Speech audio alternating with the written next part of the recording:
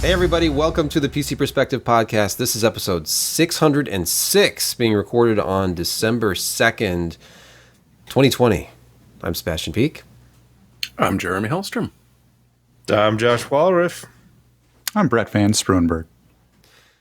And you can subscribe to be notified when we go live for events like this. We send it out about an hour beforehand, just so you can prepare yourself. You can get snacks, drinks, and then wait, as we were inevitably late. But hey, you'll find out about recording sessions like this, and that's at pcpro.com/subscribe. That's the only thing we use that list for. I promise. You can help support the site and this podcast by becoming a patron of the arts, the art of PC Perspective podcasting and reviews and things. And did I mention the website? It's patreon.com/PCPer. And Brett, please save me. Hey, no problem. We would like to welcome big, hearty, yay, hey, thanks for being a patron of whatever this is. It's sort of art. It's kind of artish. Performance art. It is performance Yes. art, and I feel like I put a fair amount of thought into the reviews. So, I mean, that counts. It's artistry in a way. But yeah, a couple of new members. Patrick FB. I don't know if that stands for Patrick from Facebook, but Patrick FB is one of them. And I guess one of my new favorite names from Patreon is $1 Bob. No spaces. I don't know if you could tell when I said it that there wasn't a space in that, but $1 Bob. Thank you, both of you. Appreciate it a lot. Thank you. Yes. Very Thank you for making very much. this possible. And what you've really tuned in for. If you're podcast listeners, they love the audio descriptions of food. If you're watching the video, you get to see.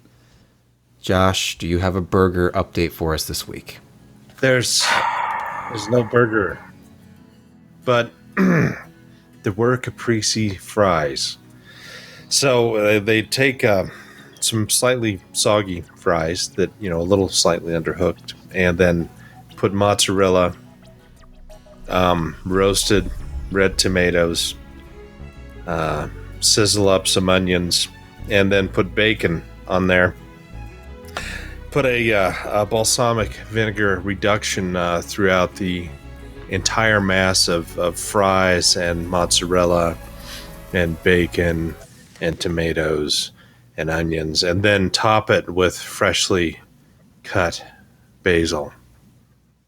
And you get the caprese fries, and they bake that in an oven, so the fries then crisp up really quite nicely, and everything melts together in the mozzarella, and the balsamic vinegar glaze just kind of reduces further to give a stronger flavor.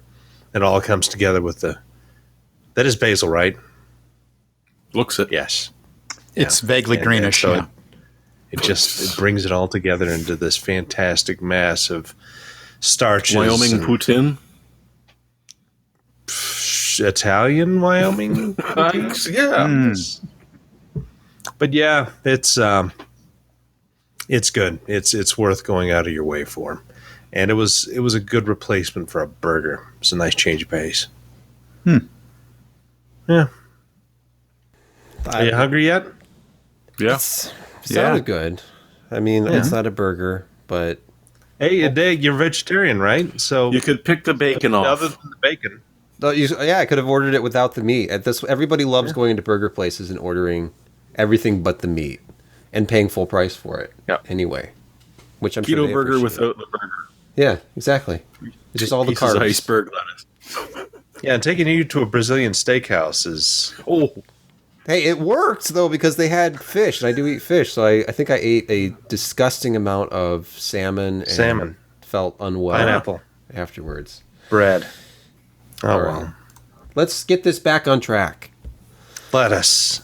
Yeah, let's talk about that giant flex behind you on the shelf. Actually, not even there. Like, I'm currently behind me on the shelf is about 40% of the global inventory of the latest in graphics cards that you can't buy. And I get to feel like a heel having this stuff on hand because I review products. And then, God help anybody who tweets out about one of their new graphics cards or a new model from an add-in board partner, because the comments are just as expected, people are not happy with the availability problem. And that's been the story of every launch this year. So, unfortunately. I think the advice that you gave somebody on Discord was on point, though, when you said, if you want the latest hardware, become a hardware reviewer. Absolutely, yes. And I implore This is how the everybody world out is there. working now. Yeah, go start your own review YouTube channel. Oh, look at Josh. Oh my gosh, See, I can look at even that. pick that up. He's a product That reviewer. Merc He got 319 a is graphics card. insane. It's a military press.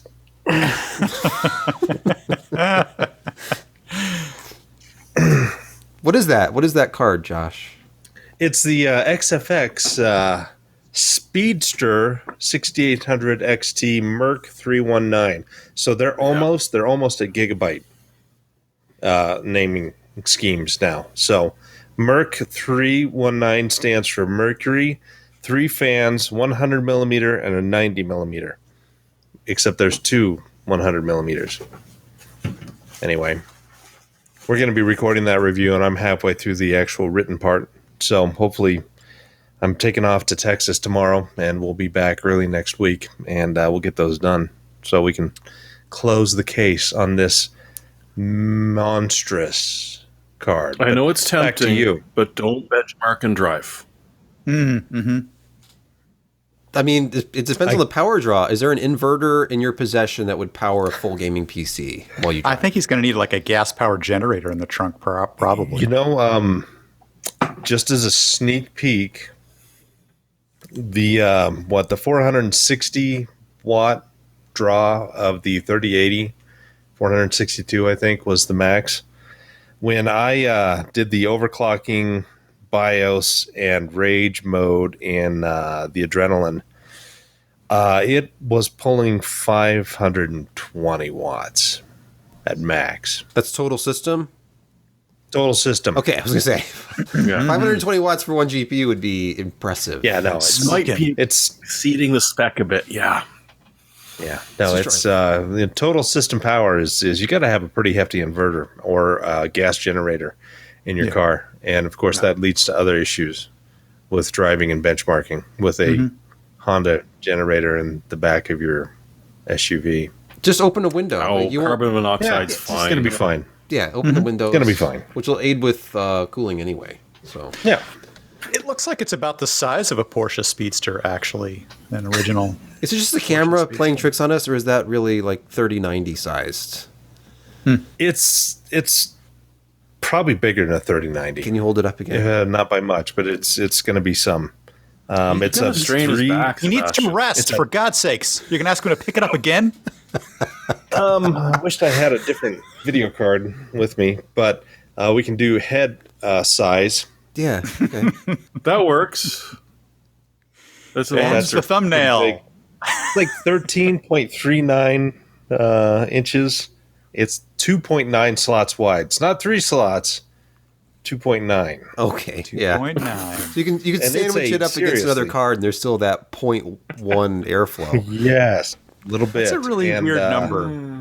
2.9 slots. Yeah, it's got to be 5 pounds at least, because the shipping package was 6.5, and that was not a pound and a half of packing. So yeah, it's big. Do you want to see it against a Voodoo 2? I've got one of those course. handy. Yeah, let's do that. Of course Go back- we do. Go back to the Absolutely. 2-shot here. Okay, so 2 Voodoo 2s, which are 2 slots wide.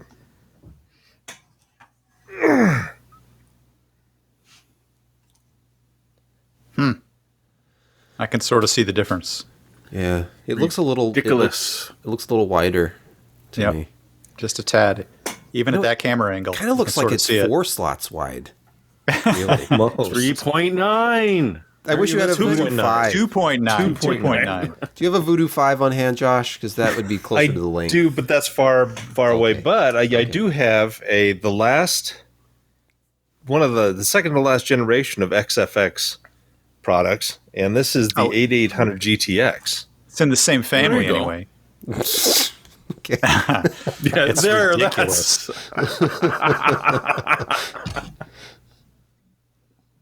That's And we thought those GPUs were big. Oh, yeah. Yeah, and shortly after this, XFX went to ATI/AMD because I think that was when NVIDIA cleaned house, and they got rid of a couple of the smaller groups like BFG. They went down the tube because NVIDIA took the rug out from under them, and the same with XFX. So AMD got a couple of, well, at least one partner out of that. And then Scott Erkelman went to AMD. Exactly. Hey, Yes. was Vision Tech NVIDIA before? I know they're exclusively AMD now. Yeah, originally they were Oh, yeah. their main U.S. partner, and then the name got sold out after they were kind of sued into oblivion.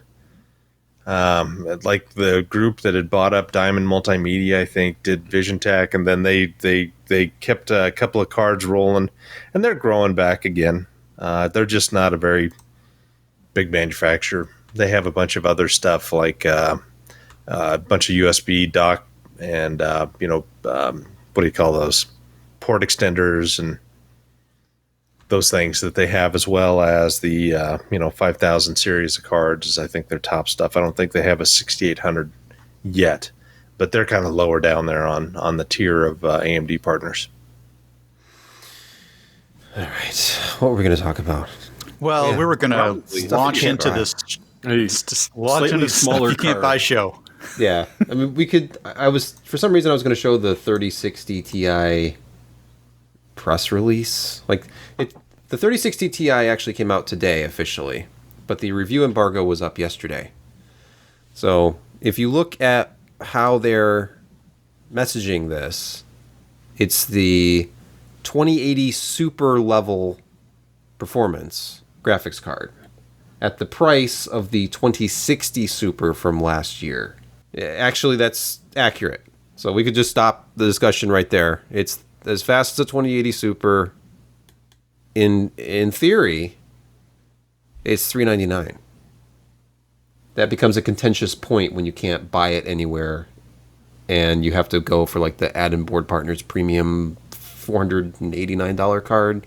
That was the only one that was in stock this morning at Newegg when I looked, and I'm sure it's gone by now. That was hours ago. You are correct, sir. Okay, so it's just completely sold out now everywhere. But hey, we got a Founders Edition card in. It looks exactly the same as a 3070 Founders Edition card. It's the same size. It is the same cooler design. It doesn't have a lighted logo, though, which I didn't realize until after the fact. There's a cost-saving measure there. It is $100 less, but this is the first of the cut-down GPUs. This is still GA 104. 104? Yep. And just a little bit, a few of SMs have been disabled, so lower CUDA core count, slightly lower clocks. This is how they segment the products. But you'd think availability will eventually be better because they can die harvest GA 104s that would have gone to a 3070 and put them into a 3060 Ti. But let's see. The SM, Yeah, I mean, usually these launches, I think I mentioned on Twitter, they're a little bit more optimal for a bigger chip that is detuned, poor yields, and have parts that are not working, that they fuse off. And so you would expect there to be a little bit more availability, just because as any process and product goes into production like this, there is a yield curve, and they're going to try to grab as many dies as possible that don't hit the full 3070 or the 3080, 3090 parts. And so lots of chopped down stuff. There should be available, but nothing's available. But I saw somewhere else that 3060 Ti numbers were essentially 3070 plus 3080 plus 3090 amounts on the launch day. So there were more out there. Hey, and judging by, let's see, what if we go by seconds, minutes, and hours, the fact that this was technically available for hours? Are we doing Star Trek 3 references? I'm I not think sure. so. but If hours were days, Captain. Days. Yeah. Let's look at some specs. We mentioned that it's a cut down GA104, 38 SMs versus 46. So they've cut out 8 of them. They've disabled 8, which lowers the CUDA core count from 5888 down to 4864. And the clocks are lower. The boost clock is 60 megahertz lower. Fewer ROPs too, 80 versus 96. Same exact memory though. 8 gigabytes of GDDR6 at 14 gigabit per second. Exactly the same bandwidth. We're talking 448 gigabytes per second.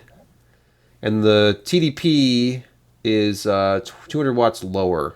Or 200 watts lower. 20 watts lower. 200 versus 220. And the cost is, in theory, $100 less.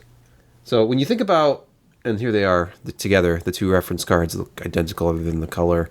See, Brett will appreciate this. I consider this silver versus space gray. I read that and I'm like, I can't believe he did that with a straight face. And I'm like, I approve. There's a lot of stuff that I do now that's kind of tongue-in-cheek, but you have to read the reviews to find all of the snarkiness. Yes. Let's just look at performance. I didn't do a ton of benchmarks because this is kind of kind of a self-explanatory launch. Like their performance claim this time was right on the money. And I, like a genius, did not retest the 2080 Super on this platform because I didn't read the reviewer's guide before I got started. So I didn't see NVIDIA's claim that it was going to be 2080 Super level. And I was thinking, it'll probably be close to a 2080. And of course, it exceeds a 2080 by a few percentage points in almost every test, which is exactly what a 2080 Super does. It's like 5% faster than a 2080. So there you go. It's faster than a 2080, roughly the same as a 2080 Super. Here we are in the Division 2 at 1440 high, DirectX 12. We're getting about 120 frames per second versus 108 frames per second from the 2080. And if you look at it compared to the old 2060 Super at 82 frames per second, it's a huge jump. So it'll be interesting to see where AMD's next GPU is, like a 6700 series, because they need something now down at that 5700 XT, 5700 price point, because the performance, if you look at a 5700 XT, let's look at the most AMD-friendly chart here. Dirt 5, 1440. A 5700 XT is about 65 frames per second at 1440 Ultra. And 3060 Ti is a little bit above that, but not much. They're very close. And they're at the same price point, and you can actually buy a 5700 XT. So if all you're playing is Dirt 5, save your money and buy a 5700 XT secondhand somewhere. But that's a fringe case. Dirt 5 is extremely optimized for AMD. But hey, I mean, it's looking at the performance relative to, say, a 3070. I mean, let's look at Far Cry. Look, I'll just show one more chart. Far Cry at 4K Ultra with HD textures enabled. We're talking 64 frames per second with the 3060 Ti and 68.8 seconds with the 3070. There's not a whole lot of difference there. The performance of the 3060 Ti is a little closer to the 3070 than it probably should be for a card that's $100 cheaper. Does that make any sense? It does. So it's a good buy for a change. Yeah. You'd think this would be like a $429, $449 card, but it's not. It's $399. Dude, don't say that too loud, okay? I know. Hey, I read a rumor that there was a price dump or a drop just before it launched, and that they almost launched it at $100 more, especially AIBs. Ooh, that would make zero sense if right. the 3070 was still sitting there at $499, but hey, maybe this would be $479. Yeah, something like that. It's like, it's the 3070 you can buy. But hey. That'd work. I hate to say it. Yeah. The 3070 availability edition. Interesting connotation to that. Mm-hmm. Yeah, AE. I'm so glad you're not in marketing. Yeah, thank you. I'm just ruin the industry. Well, there'd be a lot of more truth in marketing. That would be refreshing. For maybe a year. Speaking of refreshing, let's just briefly, because I had it up on the screen a second ago. Let's look at power consumption. This is total draw. And look at that. It's about the same as a 5700 XT. We're talking total draw 326 versus 329 watts. Between those two cards, consumes about... It was 17 watts fewer than the 3070 in my testing, but it's roughly 20 watts lower. And that is, second on this chart only to the 2060 Super. So we're up to 2080 Super levels of performance for about 20 watts less power consumption. So there's some efficiencies gained there, I guess. But hey, I mean, the story of this is just going to be, what can you buy? Like if I were at Newegg right now and both this and a 3070 were in stock, and there was a 3070 that was $499 and a 3060 Ti, some aftermarket card that was like $449, if I had the $50, I would absolutely buy the 3070. But the performance gap is not very big. So if you get the 3060 Ti and just overclock it a little bit, you're probably really, really close. I love to reference it. This reminds me of the 560 Ti 448, where it was really close to a 570, but not quite all the way to a 570. But if you overclock the snot out of it, you were at 570 levels. That's what this feels like. So the non-Ti 3060, I would guess that's going to be like $349 if they follow last year's pricing conventions. Maybe it'll be $329. And that'll be interesting. But hey. Any other thoughts about this card? There's no such thing as a mid-range card anymore. Apparently not. No. Not $400. Well, except the RX 580. RX 580 is the last mid-range card. It's $200. That's why they keep it around. Yeah, it just plays kind of everything. Maybe not well, but I need to retest it. It needs to be on these charts. Once we get into the non-TI through 3060 and then whatever else AMD comes out with, we've got to bring back the older $200 cards because it's going to be time to... What's their 7nm 590 going for? they don't have a 7nm 590. I thought it was a... It was a die new shrink, but process. it's not 7 nanometers. What was No, it? there wasn't. It was a die It was shrink. an optimized 14 nanometer. It was like a Was 12. it just optimized? Oh, it's okay. Yeah. It was definitely never- a die it was shrink. smaller. Wasn't a 7, I guess. Do we have but to? it Do was we have somewhere. to stop to Google this? Somebody, I'm going to Google it right now. No, they didn't do it. The first one was Vega that they did 7 nanometer, and they, no. Okay, hold on. We're No, going to do this I think together. it was just America the and 12 world. nanometer kind of optimized 14 Here we go. nanometer Let's see. that 590. RX 590 process node.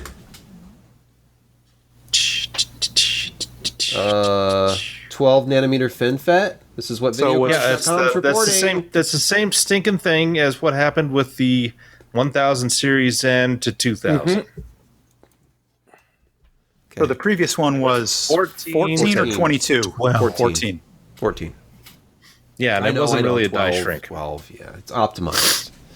Yeah, But hey, they got higher clocks out of it within roughly the same power envelope. They sure did. no. So the 590. We have a 590. We have the 590 Fat Boy from XFX. One of Also their from XFX. extremely, tastefully named products. Do you know? No, do they you know don't- how they- much this thing costs? Just No. No. $799. Yeah, they marked that one up seriously. But it's overclocked. You know, It's I got lots thought- of fans. Yeah. Well, I mean, it's $100 more, or is it? No, it's 150. Yeah, Yeah, 150. I thought it was originally Most of them gonna were be about 100 $100 more. And but no, this one is you pay for it. And it's just a sneak peek. Performance overall is faster than a $750 3080. And you have an overclocked 3080, right? Like a slightly... No. The XC3 is remember, it's the backplate that's $50 as compared to It's a stock card with a $50 backplate. Got it. yes. So it's not They've got overclocked. heat pads on them, though, right? They're sinking some heat into it. Or they're By the trying. way, here's the Not card really. that Josh has in his possession right now. It's the Merc Yeah. 319 Merc. Merc. Speedster. Speed. The tech specs. What's that? Fast. Game clock up to 2090. Boost clock up to 2340. I was seeing boost clocks here, but they don't. They're not really sustained. I would love to see how This thing it sustains with them. it all kind of tweaked out without overclocking. It was hitting 2490, 2475. So almost 2.5 gigahertz without any touching of the dials other than just kind of getting that power limit up. Anyway, sorry, we interrupt this program again with the Merc 319. We are not sponsored by XFX, by the way. No, but we are sponsored by Remote HQ this evening. Thanks for that beautiful segue. In this time of so many people finding themselves having to work from home or remotely, there's a better way to collaborate and still work together effectively. It's called Remote HQ, as in headquarters. It's more than simply a call conference, screen sharing, file sharing, or video calling software though, although it is all that too. Remote HQ is a no software download environment, as it's entirely browser-based. You can name and create custom meeting rooms that can be locked and only usable by authenticated users. You can build up different workspaces within your customized meeting rooms where you can allow only invited members to interact and make changes on screen. There's website co-browsing and co-control. I've used it. It's impressively seamless, actually. Remote HQ has an app importer, which is tuned for other collaboration sites like Google Docs, Dropbox, Microsoft Office, YouTube, and Trello. It essentially turns any website into an instant collaboration session where multiple people can click, scroll, and type away. You can mix and match apps on your screen and automatically form visual layouts. It's really flexible for every meeting's unique needs. It can also be rearranged on the fly and pushed to all participants so everyone's on the same view. Remote HQ can record entire meeting sessions and even transcribe voices into a text transcript in almost real time. It's kind of fun to watch. After setting up a meeting space, it can be carried over from session to session, like a shared workspace can be persisted. That way you can be prepared for the next meeting where you and your team can pick up right where you left off. In my daily career as a software developer, I had need for a browser-based system like this while developing a remote learning management environment with another client, and Remote HQ looks like it's going to fit quite nicely. They even have an API for integrations. So go over and check out remotehq.co/PCPer, that's .co, not .com, for a free trial, a 3-month free trial. That's remotehq.co/PCPer for 3 free months. That was a tasteful segue. It was. I appreciate that soft serve. Thank you. And thank you for that impeccable reading, Brett, for that ad that I'm sure you will provide me. I definitely will. Let's move on to our first news story of the day that is not related to a graphics card you cannot buy. But it's still a cool bit of news that Jeremy. Well, it's storage you can't buy. Okay, there's that. You have to read Jeremy's titles carefully sometimes. I read this as coaxing better speed from QLC with little TLC. He didn't write it that way, but that's how you're supposed to read it, I think. It's the world's only correctly. It's the world's only QLC that's actually really TLC or something. It's Jeremy, close. please. Yeah. Well, it's craziness, and to be honest, I don't think I fully understand what IBM pulled off with this. But what they've done is added a new controller onto the QLC flash that they sell in their Flash System 9200 flash arrays. Huge amounts of storage for enterprise that cost a hell of a lot, but they keep the prices down by using QLC. You've got a little bit of a problem with the lifespan, but you just pop one out and pop a new one in and you're laughing. So what they did is figured out this new controller, which they added the flash core module, and it determines the health of the actual flash cells in real time. So the drive sort of starts out as being SLC. And then as the health of the drive, or as the health of that cell gets bad, it gets put back to QLC as it would be. And so in order to make sure that you'd have 1/4 of the storage, so they introduce some significant compression in there of about 60% or so that you end up still having the same amount throughout the lifespan of the drive. But when you first get a fresh QLC drive, it's going to do almost the same speed as you'd expect from TLC. Not quite the same, but significantly close, and it's not going to suffer from, the buffer overflow that we see in a lot of the QLC drives that we're playing with.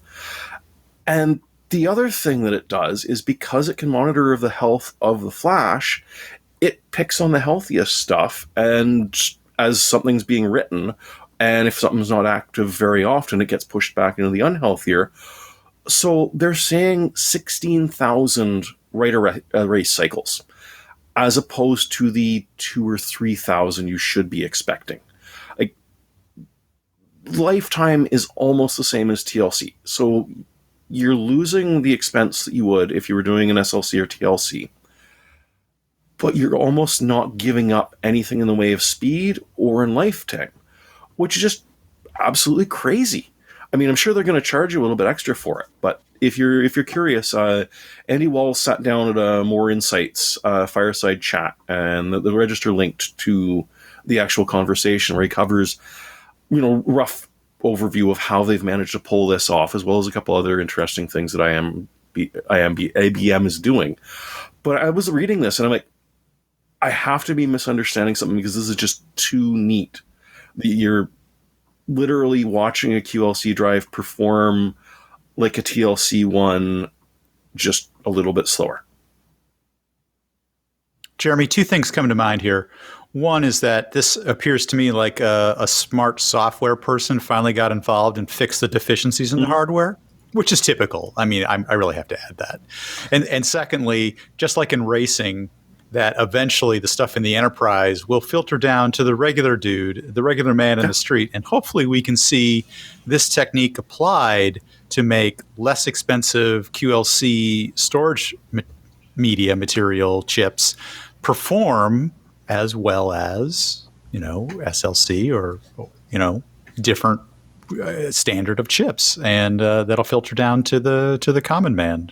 Enterprise for now, obviously, where they're test flighting it. And eventually they'll make it cheap, and everybody will be able to take advantage of it. So, yay. Yes, because IBM and cheap go hand in hand. No, they don't. No. But eventually it should hopefully spread down. But definitely worth checking out. It was pretty neat. But my software dude fixing the deficiencies in the hardware still stands. I'll take arrows for that. When you mentioned Enterprise and the Common Man, I was thinking this would be a great segue to our next story, because there was once a common man who went to work for a big enterprise, and now he does performance strategy stuff and performance art. He does a different kind of performance art. Yeah, exactly. This is artistic. This graphic, everything about it. This is an Ars Technica story. Blue shots fired across the red bar. Sorry. AMD laptops have a hidden 10-second performance delay. Here's why.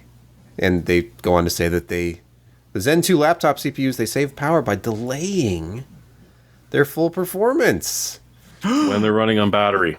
Now, because they get better battery life that way. It's interesting because Intel, if a mobile device or any kind of OEM box that can't run without power limits enforced, they have a certain duration, and for desktops it's like 56 seconds, and then I think on smaller applications it's 28. It halves it. Could be wrong about this. High performance machines still only top out at 56 seconds of boost, and then they start to throttle down to whatever the all-core frequency actually is of the CPU. And apparently with Zen 2 on laptops, on battery, they try to hold off as long as they can boosting until a job is still going after like 10 or 11 seconds, which is kind of the opposite. You'd think you'd want to boost fast to give people like a snappy experience and then downclock if it's a sustained load. Oh, they want to make sure you mean it. Are you going to stay with this? Are you really rendering video?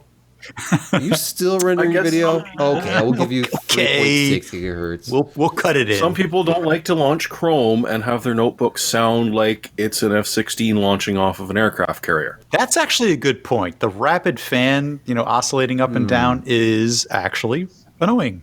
It is. It is slow build, or a build that never gets there. I would prefer to starting out screaming and then slowly losing performance even before the thermals kick in, which is Now- the way Intel's doing it. The other thing that you need to point out here is this is an implementer's decision. This is Yes. an AMD option given to the implementer, and that being the laptop builder or the board builder or whoever's going to do it. They can optionally take advantage of this feature, but it is not inherent in the AMD design. Okay. It's not necessary. Yeah, and I'm sure there were probably specific laptops that were recommended for this study. They did a lot of testing Of with course. PC Mark 10. Let's see here. So, plugged in versus unplugged, of course. They're going to show that. Where is actual frequencies here? Because they're going to show Cinebench scores. Let's see. Okay, Yeah. so here's the delay. Micro benchmark. Wonder if this was like an AMD Intel provided thing, or what they're doing here. But so we see a Ryzen 7 4700U that has a delay of 7 to 10 seconds before it clocks up. So where's the? I'm seeing power and voltage. I'm not seeing frequency. So obviously they're more concerned about power and voltage here. Here's the 4900 HS. Obfuscation. Independent okay, so that was their claim, I guess. So here's independent confirmation. Core i7 1185 G7 versus a Ryzen 7 4700U. And time elapsed. I mean, you're waiting, obviously. I can barely see their numbers down here, but it is about the 10 or 11 second mark when the Ryzen catches up, when it clocks back up. And if it runs long enough, it gets ahead. Yes. Because essentially, like what they're sort of doing when ours measured it, that Intel is starting out with a PL2 power limit of 51 watts on a 35 watt chip. Right. Like it starts out huge and it hits. They were measuring up to 98 degrees Celsius in that first 10 seconds where Intel is bursting. And then sort of slows down. And then it immediately does, after about 10 seconds or so, drop to about 34, 35 watts. And a more comfortable temperature range. Whereas the Ryzen, is quite happily chewing around at 25 to 30 watts. Yeah, I mean, the PL2 thing is common to all Intel CPUs. You have the PL2, which is the high limit, then you drop down to PL1, and then eventually, once a certain amount of time has elapsed, you have to drop down to base clock. So, depending on how you have your system configured. And, yeah, I mean, it's just, I'm thinking in terms of, this is a portable device we're talking about here, and it's behavior on battery. I personally would like it to be more like a smartphone, where the second you have any kind of touch input, the CPU, at least single core frequencies, are spiking, so you have a more responsive touch experience. And then for a sustained workload, it has to thermally manage itself and clock down based on, tables that. But like you speed want step. it to primarily manage the user, which is reasonable because it That makes sounds it like seem the iOS. device. It does. Yeah, it does. It does. And yeah, I mean, that's why one of the reasons you must admit why people sort of like it is because it's responsive even when it's busy, and It tells you what to do with your life. Go here. No, Sorry. Go there. Do this. Buy that. Yeah. Hold on. Do more of this. Do less of that. Maybe if you just closed your rings. All right, no one knows what that means. Never mind. I do, because I have an It's Apple a Watch. But, yeah. It's a watch, man. I don't see an Apple Watch on your wrist, Brett. Sorry. You just took a huge hit to your fanboy status, I have to say. Don't You know, you get I'll ding get the points for tattoo. taking it off? Let's not talk about that. You don't get any Beeping points if you're in the not next wearing room? it. That's it true. Doesn't help you. Can I say it's on my Christmas list? Okay, sure. Sure. Yep. Hey, that's actually, it's funny you should say that because one of the reasons why, and this will be bad, and this is just to let you know that I'm not such a fanboy, both in either direction. Hold on. One of the reasons why. Camera two. No, don't. Here we go. Oh, for God's sakes. Here we go. One of the reasons why everybody's having so much trouble getting equipment is actually because of Apple. It really is. And it's not due to the difficulty of having to produce certain things from China and Taiwan and things like that. It's because Apple has an ungodly amount of money to throw around. And whenever they need to secure transport for anything, they just buy it up. So they have option on buying the planes and the cargo that a lot of other companies can't do. I mean, they'll outbuy, just about anybody. If they need to get, MacBook Pros and Mac Minis from China to here to sell because they want to release their M1, they'll buy up all the capacity. They've got the money to do it. And the little guys, I mean, Gigabyte may sound big in our world. They're not big in comparison to Apple. They can't buy enough capacity to ship boards, or NVIDIA even. I mean, NVIDIA's big, but Apple culture, this can is considered a dick them. move. Yeah. Brett, I hope you know that you're getting a lower third for your close-up there. Oh, for God's sake. It'll say something like, Brett still thinks everything's always about Apple. Because it all boils down to Apple here. These supply chain issues. Let me explain why. It's all the MacBook Pro and I'm airplanes. not making this up. I'm not making this up. This charges. is actually true. If you look at the... Are you saying that Apple is Walmart? Is that what you're saying? No, well, I guess in a way, sort of. I mean, they have enough money to throw around that they can eat up the... There's not a lot of capacity, in some of these places. And normally this doesn't become acute. And there's enough slack in the system for shipping stuff. But when you're shipping stuff cheaply, you got to throw it on a boat, right?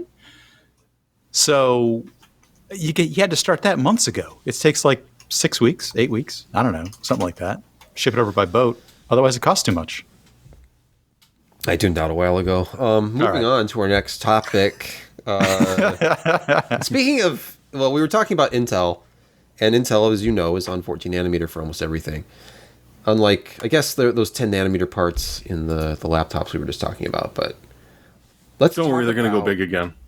Yeah, you got to go big or go home. Then they play that game. But let's talk about actual ultra. What is this? What kind of photography is this? Is this like just off of an electron microscope? Okay, so yeah, it's fascinating. Oh no, it's extreme electron. He went with scanning tunneling. Oh, not just this is where you actually have to coat whatever you're doing in just very fine amounts of what, platinum? Platinum, yeah. He used a platinum gas and an ion beam to solidify it. Yeah, so, I mean, like the insects that they do these things on where you get extreme close-ups, I mean, they're obviously all dead because they're coated in this metal. But this is even smaller micro stuff than close-ups on insect antennas. But go ahead, Jeremy. I didn't read the entire thing, and I didn't watch the film. I haven't watched the film yet, and I really want to, because DeBauer is just amazing. So he wanted to physically see what is the difference between Intel's 14 plus FinFETs and AMD's 7 nanometer. And the only way to do that is to, 2 chips died in the making of this, as Josh mentioned. But essentially took them, carved them up into a layer about 100 micrometers thick. After, as you mentioned, you literally put it in a platinum gas and then solidify that to wrap it around it so that it'll survive the cutting process and you're actually able to see what he did. And so he focused in with a scanning transmission electron microscope, say that 5 times fast, and realized, well, crap, I cut it too big. So he trimmed it down. So finally, the lamella, the thin little tiny slice, was somewhere between 200 to 300 nanometers for him to actually be able to get a proper look at these things. And so he put a video out showing you, a bit of the process and a lot of why I'm looking at it. What is this actually going to tell me? As well as taking a look at it and showing that, the difference between 14 nanometer and 7 nanometer is talking about features, not talking about the entire thing altogether. Skip to about 11 minutes in that video, by the way. If you want to show it. Come on, show us the hardware porn. There you go. He's starting to measure the gate width size in that, and it turns out to be 20 plus nanometers. And he draws parallels between the Intel 14 plus and 7. 7 is smaller. The Intel one is a little bit further apart. But the 7 nanometer and 14 nanometer labels he mentions might as well be strawberry and grape. They bear no relation to what's going on inside the space. Josh, you probably know a lot about that. Yeah, I mean, once they kind of measure what the smallest feature is, and that's what they kind of come out. But anymore, their actual naming is more marketing rather than any kind of physical limitation. But when you're dealing with billions and billions of transistors, some of those features become really important. And if you can shrink those down a bit, you still can cram a bunch more transistors, and plus you've got better materials and possibly better electrical properties with the 7 nanometers compared to the 14 stuff. That it does make a difference when you're looking at one entire chip, because you've suddenly got all this extra room for a couple billion more transistors that don't take up a whole lot more power as compared to the older generation, which has fewer and consumes more power. It's just the little things make a big difference in these designs, just because they're so compact and there's so many parts to a CPU or a GPU or whatever. I mean, I know transistors are not exactly a good way to count, and people talk about gate numbers and whatnot as compared, but yeah, it's a little bit goes a long ways when you're talking about something that has like 12 billion transistors in it. And those are three-dimensional structures, Josh. I think it's it's like this number that we throw around. How high can you stack a pile of shit? Well, if it's small enough pieces. Yeah, and so that's where I think they tend to gain a lot more, and they don't talk about it. It used to be like 8 metal layers was a lot way back in the day, and now we're like at 22 layers that they just they stack it all higher to get, because if you think about it, like you got a transistor that's that wide and that tall, and it can do a tremendous amount of current. Well, now you're shrinking down. I'm not using it right, but anyway, it's something like that. Well, it's harder to push that current. You have other issues, and so you raise it up higher. So you're talking about area for the current to go through, rather than you've got to. That's the kind of one of the other reasons for planar is that you can't. Well, I mean, you could stack it up if you wanted to, but you're causing other issues without FinFET or gate all around. And anyway, we're going down rabbit holes. Remember when we were young and talking about this original switch from planar to FinFET and how insane this was? You mean back in 2014? Yeah, it wasn't really that long ago. Yeah, when we were young. Yeah. Just feels like it. I'm going to pause here. So yeah, it turns out that you can't make right angles in the silicon, and all this stuff is curved. At the bottoms of the wells and all the transistors and all that. How that's all stacked. You find a file that small, damn it. Well, that's why this measurement that they talk about is sort of like, it doesn't make a whole lot of sense, because the structures are three-dimensional, things are curved. Where do you measure it from? So we're putting a lot of stock into these numbers that really don't correlate to much meaning in what's actually going on from the silicon, and that's what he was really trying to get at. It's the opposite of our normal one where you're measuring it, but in this case, it's like, but on this angle, it's even smaller. Go with that one, right? Yeah. Because it's on a curve. These pieces are. If you measure here, it's this distance, but if you measure it up here, they're further apart. So you're at 22 nanometers. Anyway, it's an interesting video, and you'd think it'd be like dry and like you'd fall asleep, but it's actually not. You should go watch it. It's educational. Especially if you've never watched a DeBauer video before. In the original German. Well, I mean... he does English videos, too. He does. What is next here? It's a cheap X570 board, man. Can't believe it. Inexpensive. Yeah. How cheap is it? It's cheap. About 140? How cheap is cheap? Is it 140, really? How Yeah, bad that's- are the see? VRMs on this thing if it's 140? Well, funny you bring that up. Yeah. Because that's exactly what they did. Oh no. They sacrificed everything. It's freaking bizarre. Like, the way that FPS Review is trying to describe it is that it's really a 6-phase design, except they've got phase doublers on there with an extra phase configured into it, so it's technically a 4 plus 4 plus 2. Okay, so it's 4 Except- doubled and then like one more doubled. Yes. So, like, just very, very strangely set up. However, and I mean, and then when they were measuring temperatures, it hit over 115 Celsius. Whoa. That seems That's warm. toasty. It's toasty.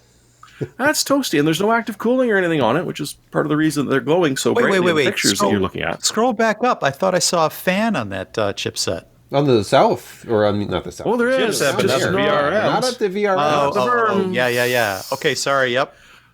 So, on the flip side, through all of the testing that they did, they never once ran into thermal throttling or any sort of instability when running normally. Those are hardy. Well, they're good for now. I don't know how long they're going to last you, because I'm thinking that the longevity on those, if they're doing that, is actually going to be not great. But at 140, well, I mean, buy 2 of them, because you're still paying less than you would be for an average X570 if you really wanted to. They even toyed around, and as long as you're playing with an R5 or an R7, overclocking will work. Don't put an R9 in. That's But you know not what? a good idea. That makes It'll sense. work, It, but the it's weird, 5950 is going to be... But it's $140. Are you paying for a 5950? Couldn't they have made a $150 version of this? It's, Well, I it's think they probably a have. little bit more complicated than that, but I don't know. Gigabyte does a pretty good job of getting to about 179 with some real good phases. Did you ever get yours replaced, Jeremy? It's still on the way back to Newegg. Oh, okay. Yeah, one was shipping that? was horrible. You had a failure to perform, didn't you? Somebody recommended me a motherboard. Yeah. Last time he does that. Yeah, really. Well, I didn't even ask for the refund. I just asked for a replacement, because I'm pretty sure it was just something screwed with the board. Because from the who very even first gave time I that to fired you? it up, the little RGBs at the side would flicker for a quarter of a second, and the fans would spin, and that was it. You know, I know that's your favorite No, indicator. nothing else whether, lit up. Whether the RGBs Well, I liked that they work. immediately turned off again, so I thought maybe it knew me already, but unfortunately it was indicating that, apart from I got enough power delivery to get the chipset fan going, to sort of all it did. And it's just frustrating. I probably blew 12 hours on that. Oh, well. Just going through every single permit. Well, I don't want to give up, because first off, I don't want to be told by someone at Newegg that, well, you're an idiot, you did this wrong. So I made sure I did everything. And the second was that, I mean, with the way that these ship, even if you don't have any memory or a CPU in the damn thing, it should be able to go up enough to be able to flash the BIOS with the Q flash. Couldn't even get that little LED to pop to indicate that it was even attempting to do a flash. So yeah, definitely something a little unhappy with that one. The best advice I got when I was searching online, just in case, there was a trick I was missing, was, well, just let it run for half an hour. What do you mean? half an hour. Excuse me a second. Just plug Let it it in. warm up. Yeah, It has a dual BIOS. Electromigration will fix everything. Yes. Well, that was suggested too, but no, this is a dual BIOS, so it's flipping back and forth between the BIOSes to decide which one it likes. Like, one, it ain't, and two, no. It's dual BIOS. That way you have a separate, discrete BIOS for the left and right channel for better BIOS separation. Oh, You too can cure bit rot at home. All right. Well, we are going to take a short break here to thank podcast sponsor number 2 this week. Which today is TextExpander, so thank you guys. Take back your time with the power of TextExpander. Repetitive typing, little mistakes, searching for answers, they're all taking precious time away from you and your team. With TextExpander, you can take it back. The latest version of TextExpander has new and improved statistics reporting for organizations, including the ability to build reports with customizable date ranges for enterprise and individual users, so you can track how much time your team is saving. With TextExpander, you can keep your team consistent, accurate, and current. Everyone will share the same message and give the same answers to all customer inquiries. Share your text and images with the whole staff to keep them on track. Work faster and smarter, such as being able to more quickly onboard new employees. Use TextExpander's powerful shortcuts and abbreviations to streamline and speed up everything you type. Create powerful snippets to save you time so that all you do is type a short abbreviation and TextExpander does the rest of the typing for you. Keep your whole team communicating efficiently and with consistent language. This can be a concern with more well-developed sales staff where they have been working with the same people, customers, and products for a long period of time. Share your snippets of messaging, signatures, and descriptions with everyone who works on projects with you. TextExpander is available on Mac, Windows, Chrome, iPhone, and iPad. Show listeners get 20% off their first year. Visit textexpander.com/podcast to learn more about TextExpander. Let's move on to the last story of the day. If I can bring it up on the screen. The brightest cooler ever. It's very bright. It is the Corsair iCUE H115i Elite Capellix liquid CPU cooler. It's a 280 millimeter liquid cooler. And it uses those shiny, intense Capellix LEDs that we've been seeing introduced across Corsair's product lines over the last couple of years. But you know what? As I pointed out in the review, technically, this is a cooler and not just an ARGB lighting accessory. It's true. Interesting observation. Interesting. Yep. And as you can see here, some tasteful plant life lurks in the background of this photo. Are you teasing me? That's what you're doing. No, we talked about plants. All right. That there's a plant here. And there's a huge list of features and a video to enjoy. And other things. Here's the cooler. I mean, it doesn't look a lot different than many other coolers. It's really just that top. I called it a cap. I don't really know what to call the top of the pump, which is just. It's a diffusion plate. Oh, it's a plate. Okay. I just made that up. We have these nice. How about a frustrum? Let's call them frustrums. Yep, that's a frustrum. Sure. But look at this. Here's where the big departure. What is this? It's one of those iCUE smart fan control module things. So it has a fan hub with 6 total channels and 6 RGB channels, and it all plugs into an available USB header on your board and a SATA port for power, and it controls all the fans. And what is that? This side up sticker on there? It tells you which way to put the cable coming off of the pump. As if it wasn't keyed already. It is keyed. Yes. I'm not sure why. But you don't want you don't want it to go from suck to blow. That would be In other words, don't force it. Yeah. But I mean, here you go. And the photos don't really do it justice, but this is akin to neon lighting. If you're looking at it in a dim room, you have this intense but controlled lighting, kind of like a neon light. But that is just with the default. If you put the comma in a different place with intense but controlled lighting, especially in a dark room where... You know what, Josh, I got to applaud you for noticing that immediately. That's some smart, fast thinking. Yeah, there's a certain thrust to Josh's style. Hey, look, gut reaction, though, is it attractive? Is it? Look at it. You have your choice. It comes with 2 caps in the box, 2 plates. It comes with a black one with these little cutouts. What are those again? I don't know. And then you have this sort of opaque one that looks great in, light colored builds, or if you just can't get enough ARGB in your life, let's just have a whole bunch of diffused ARGB lighting. And of course, you can make it any color you want. This is all software controlled. I just used the rainbow. I think it was called Rainbow Wave or something.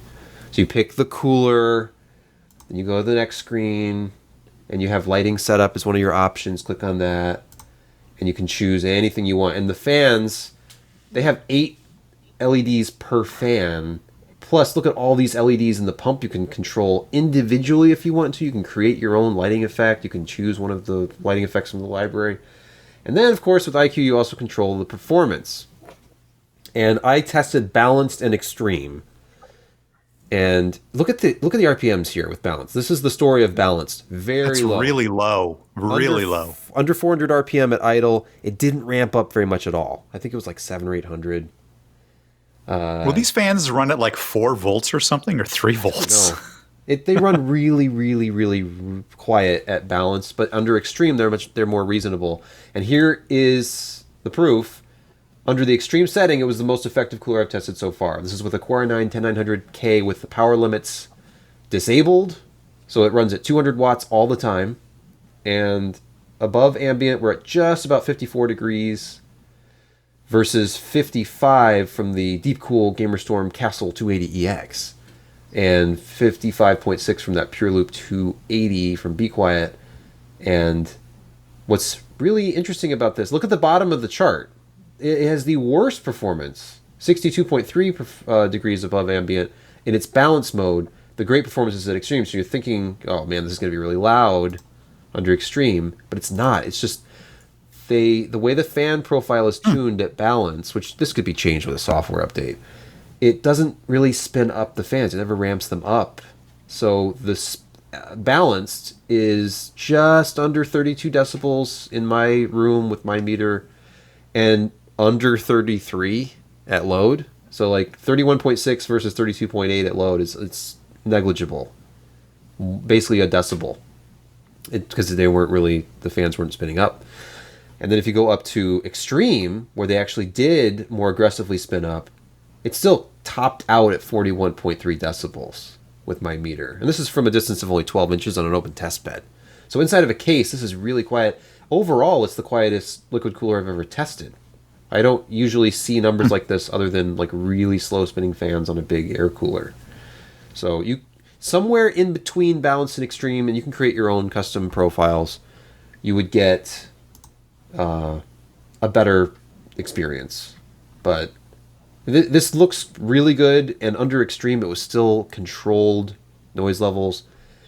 And then the pricing is actually really good. If you look, the list price is $169, but they have it listed for $149 on Corsair.com. It's the same $149 at Amazon right now. So, oh look, they raised the price to $169. I'm kidding. Oh, okay. Thanks, Josh. You're welcome.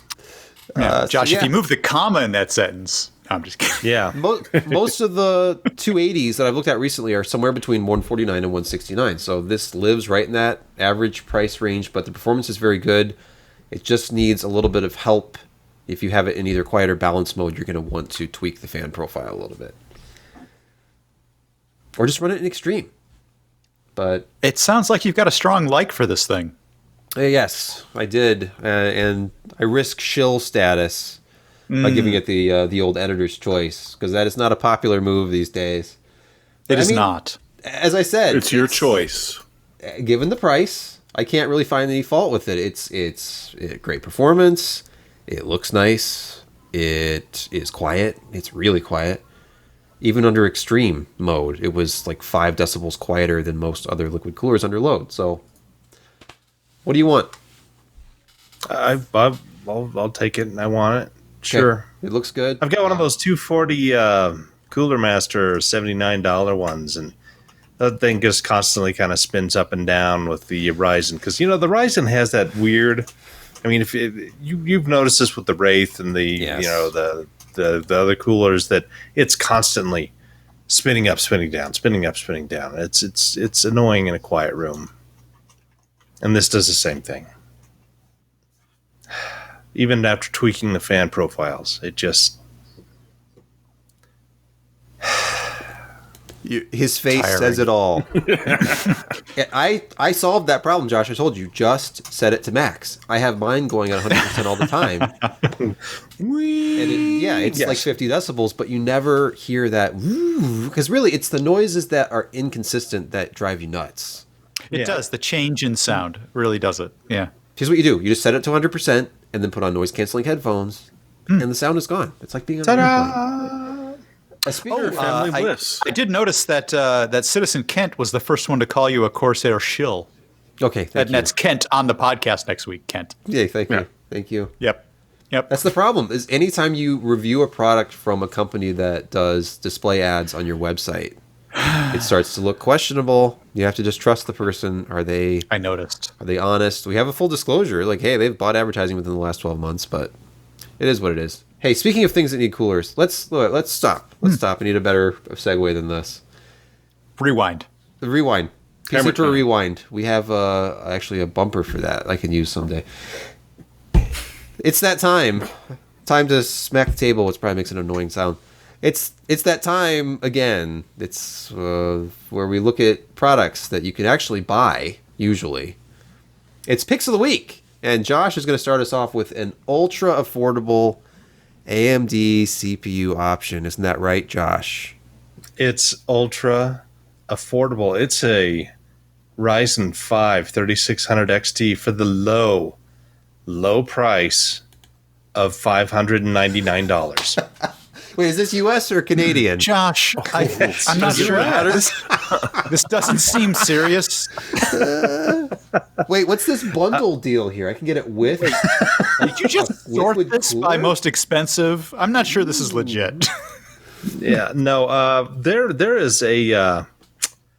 There is an extreme lack of AMD processors in the U.S. right now, and there may be other places as well. But Newegg, all the prices are way jacked high on the. I mean, you can get a 3600 at Newegg for $350. I mean, you can get a 3700X for cheaper than what you can get a 3600.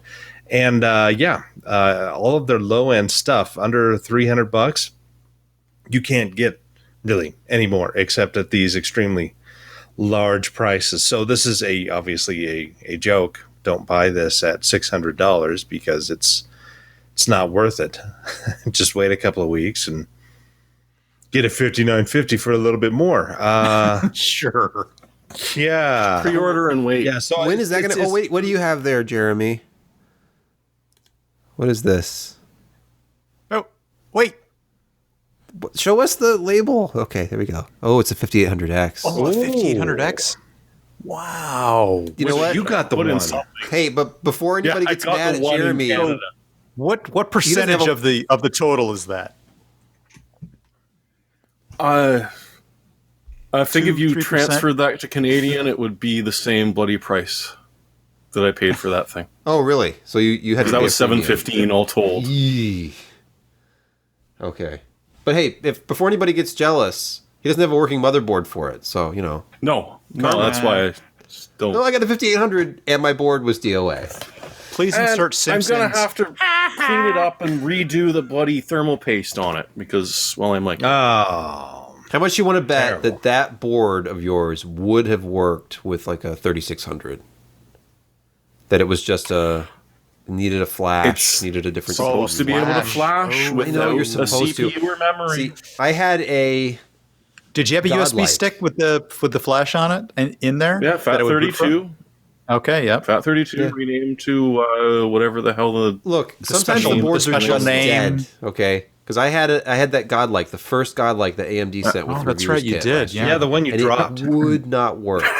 I didn't drop. Oh, that was the case. Wait. I didn't drop that. There was one. a convenient problem that was left out of the problem scenario, wasn't there? No, Like it ended that up when being. you I worked with threw it or- MSI's tech Dell. guy, and we ended up discovering that it was a resistor problem. It was actually a design flaw, and it would not boot with a 3000 series CPU in it. So Yeah.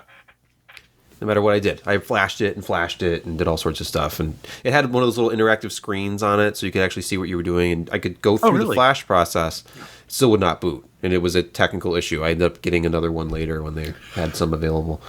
I mean, I could have tested that, but the only older AMD processor that I have is a Threadripper, and it just didn't look like it was going to fit in the socket. No. Yeah, probably not. You could have just put in as many pins as would fit. Yeah. I was thinking about it. You could have got a have 'em- C clamp. They should have that just sent down. you like a Ryzen 3. You know, just like, hey, here's just a Ryzen 3. What is this? The 1200 is 8. Oh, no, apparently they cost a lot of money, so they don't want to ship them out. Did you ever get a 3400G or anything like that? Did you ever get one of those? Who are we talking to? You, Sebastian. Yeah, I have. I think Oh, you it's did? my microphone stand right now. Yeah. My microphone is on a 3400G. Those used to be hard to get. Now it's the way to go. They're still not Now he easy, uses it like an easy to get. NVIDIA shield to prop stuff up.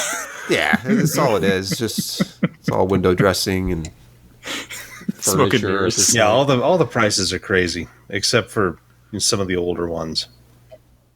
Let's see, 3900X for 500. That's still decent. 2700X is still kicking at 289. Jeez. 3600 for 319. Oh, here's the 3400G for 215. I mean, if you're okay with Zen That's way, 1 that's way too much. cores, but Too much. Zen Much Plus. too much. Are there even Yeah. no bundles in stock? Even like this is it. Yeah, it's crazy. I don't know what Yeah, the deal there's is. nothing. It's pretty sad.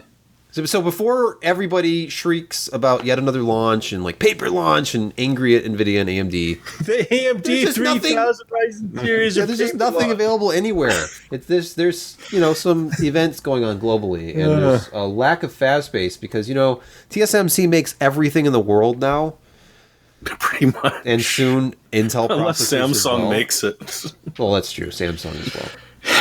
And Apple buys up all the logistics. It's true. Yep. They own all the Yep. planes. You thought FedEx? had We're all those buying this planes. line. Nope. We're not going to They use just buy it. them we just all. want to make sure no one else can. Like, we want to make sure that there's a lot of space around every Mac Mini, so we're going to buy all the capacity. Yes. Well, Amazon needs them now. Jeremy, do I have the right link for you? What did he pick? I don't know. I What was did he pick? I'll let introduced to him this explain. on Twitter today. Why? That's the What? backup. That's the there's two backup? links. Pairing. There's the two first links. link There's that you two really links? want. What am I There's seeing? 2 links. Okay. The perfect gift does exist. And I you didn't should even buy click for on it. family I was I thought it was tempted. one line. I saw the perfect link doesn't exist or something. No. Okay. You see, I put more spaces between mine, Jeremy. That's All right. what you Hold gotta on. do. Hold on. It Take wasn't two. a period. It doesn't need 2 spaces. Jeremy, what am I looking at here? It's just. a You are search looking at the results. latest in Faraday cages for your wireless router to protect you from the harmful effects of 5G, which might be unwillingly installed upon your router. Then how is the With router this, you can supposed to fix the work? router. I have a question. Well, you got to block radio. I have a question. The reviews are just lovely. Which one? Any of I them? used to be able to get Wi-Fi across No the house. decrease Now in my Wi-Fi laptop- signal. But distance. I have to have the laptop right beside it now. Oh no! But I'm protected. Yeah, this is great. Did they Oh, make that- this you in went a for one of the headgear? cheap ones. Can I get this fitted Some to of my them head? go. That was the second link. Oh, What was Oh, the I 1,000 see, yeah. square foot Okay, of all right, tinfoil? all right. That Oh. makes more sense now. Some you of these are realize going that- for like $250. Yes, this is what Oh, you you should can- get. But yeah, you I can mean, make for your own. 51 Canadian, I get 1,000 It's 1,000 square feet square of this foot. stuff. Yeah. You, I- do and you have it's, to have the it Canadian It does a pretty good version, or- job. In my experience, it does a pretty good job of blocking all the harmful RF Yes. around my home. So do yourself a favor and look through it because the reviews are to die for, especially the ones who actually bought it honestly and are very impressed with the performance and how much better the lives are now that they have a Faraday cage for their wireless router. And if you have one in the family, it makes a great stocking stuffer. I love the product name. Like, this is called the Signal Tamer. It's usually the opposite yeah. of what anybody has ever complained about with regard to Wi-Fi. Like, You know, I need the less Wi-Fi signal was a signal. little too strong in the bedroom, so I got the Signal Tamer. Now I have to literally.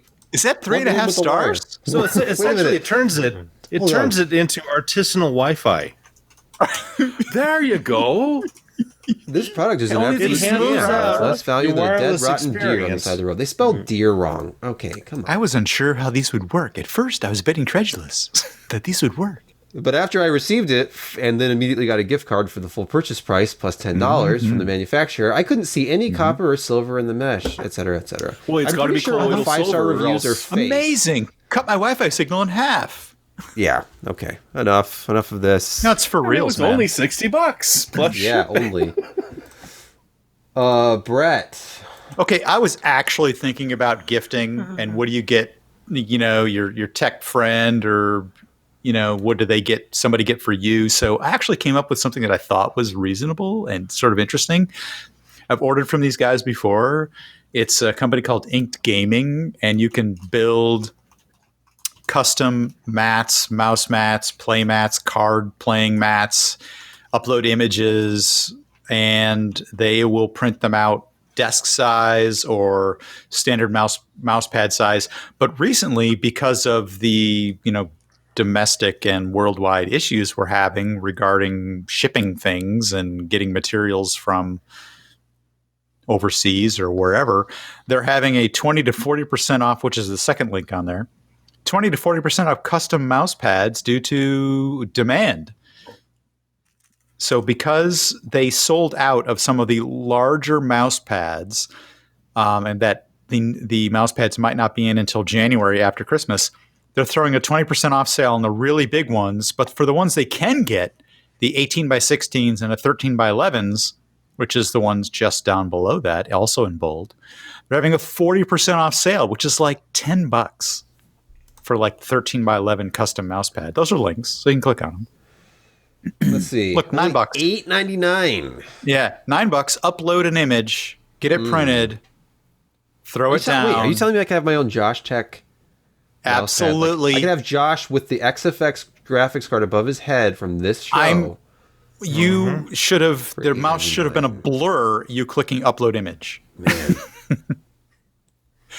From the Soren Discord, which is where he's holding the graphics card over his head. Excellent. So, that should be your mousepad gift for everybody, and it's a pretty darn good deal. Go jump on that. Christmas gifties. I need to find the Soren image that you referenced. You're gonna have to scroll back a ways. It's Soren throwing up there are 4 lights with Josh holding the card above his head with 3 lights on it. It's freaking fantastic. It's freaking awesome. Go find it. Sorry, I'm finding it. I'm in the public Discord channel.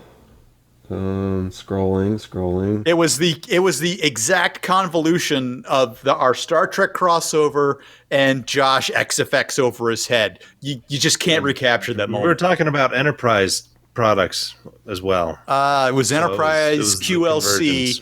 It was Josh over his freaking head. This is great. All right, here we go. And that. Freaking solid. This is not only the thumbnail. I mean, this is... I don't know. This is going to be like... God, this has to be your review, Josh. Your review thumbnail. You know what? You need to combine that with an actual custom mouse pad that we actually give away. Oh, hey. But We should do giveaways that. are tricky. I think that Paramount would and CBS would be mad. It's just a phrase. Hey, we can just throw it up briefly in the video. Anyway. Yeah, we could. Yeah. Hey, I think that's it. I think because I don't have any pick. Well, how come you don't get to have any picks? Why is that? Because I'm so busy getting ready and actually physically doing the show that I have it's not even... I don't want to force it. I want it to be an organic process where I'm like, hey, I think somebody should consider buying this. Did you get that pipe fitters kit that I wanted to get for you? No, but hey, Christmas is coming. Okay. That's like a copper... my address, Brett. It's like a copper cutting, pipe welding kit sort of thing. It was a few podcasts ago that I recommended that for you. Yeah. Mm-hmm. Yeah. Christmas is coming. Christmas. Well, yeah, it's true. And I'm sure we'll probably have another one of those holiday weeks coming up. Christmas week, we probably won't do a show. Just like we didn't do a show last week because it was Thanksgiving week. But hey. Indeed. Next week we will return and we will have more. We will probably have Josh review to talk about. We'll have that review from Kent to talk about. Full Metal Kent. And I hope and pray no new graphics launches between now and then. Although, wait, when does 6900 XT come out? Isn't that next week? Yeah, next week. Yeah. Perfect timing. I've got a case review launching tomorrow morning, so that'll be something to talk about as well. Hey, look, just keep refreshing PCPer.com over and over all day and all night. Check our Twitter account because we post things when the review goes up. What is that you have there? Mini It's some PC? kind of router. It's not a router, believe it or not. It's actually It's unbagged, you madman. It's a mini PC. It's an Azul Byte 4. Azul. Hey, does it have two? Oh. It does have two. You could use that as a PF Sense box. Yeah, this is the funny something. bit. Let me see if I can point it out right here. Okay, I don't know if this is going to be able to be read. Going to camera 2. Over here. I see right above my finger. No, right here. Power over Ethernet. Yeah. Nice. That is really cool. And for those Why people do who you need to do thin deploy- clients that aren't PoE anymore? Like, Yeah, exactly. What is the point And here's the of other doing a side. thin client that isn't PoE? Ooh, look at all those Okay. USBs. Oh, nice. I know. And card reader. I'm Micro doing this SD, backwards, so you got to kind of USB-C. excuse me. Is that a 10 gigabit USB-C? Looks like it. 5. Yep. It's probably it's a 5, I believe. Okay. This Can actually you also ran charge it through Cinebench. that? This ran Cinebench. Can you charge it through R23. USB-C? Can you charge PoE a and- non-battery powered device at all? Here, I don't know if you can read this, but this is the brick. Okay, well, let's see. That It's, goes- that it's goes in with this. focus. It is 2 Switching amps. between 109 to 40. 12 volts. 2.0. 12 volt, 24 2 watts. 2 24 amps. watts. That just sips. 24 watts. Okay. 2 amps, 24 watts. Nice. Impressive as hell for an actual full Windows 10 enabled But portable mountable what PC. what are the I CPU actually said cores? it ran Cinebench R23, and I'm going to leave it at that. Did it? Okay. It did not die. Well, Cinebench R23 is the new one that was, I'm gonna- tweaked to I'm gonna allow it play- to run on the Apple M1. So that's not a real. I'm going to play like Minesweeper on it and see and take some temps after that. We'll see how it goes. Minesweeper. Now, you and I, we're going to hop during on. the first 10 seconds and then Yeah. the latter time. Well, it's Intel. Okay, so it's not going to falter at all. I mean, come on. There's no 10-second downtime on this baby. No, it's just always slow. It's just. I didn't say that. I have a Leva ECS Yeah, Leva exactly. Q1, We're gonna hop on a. I think Q1B. Those things are ridiculously small. It looks like a toy. It's probably half the size of this. It's probably if half they- the size. No, it's less than half. It's like a quarter of the size Yeah. of that. All right. It's this like big. in It's this corner. Yeah, it's a little bit bigger than the sticker on that. Yeah. It's And it has a amazing. fan. It's an actively cooled What? machine that's 3 inches This has by got 3 inches nothing by in 1 it. inch, 1.5 inch. This has got nothing in it. In fact, I mean, I cycled R23 on this like 10 times, and I'm like, I can still put my hand on this. Is this No is this fan? thing? Is it fanless? No, it's fanless, man. You said Fanless. no, and then you said it was fanless. I don't know where you're coming from. This is the kind of quality there's no content you fan. can expect from There's Brett no and fan. I reviewing things together. Josh is like, please, God, let me go to bed. Oh, please turn it off. Please turn it off. Make it stop. Yeah. Well, anyway, we probably won't keep that in the finished product, but No, it's enjoy live show only. Enjoy this after show while you can. I didn't think we said goodbye. We can say that. No, we now. didn't. It's like Kent says I got to wrap this in tinfoil. It's got too many antennas. what does he mean by this? And don't answer that. Okay. Goodbye, everybody. Hey, bye. See you guys later. Good show. Stop Good show, recording. everybody.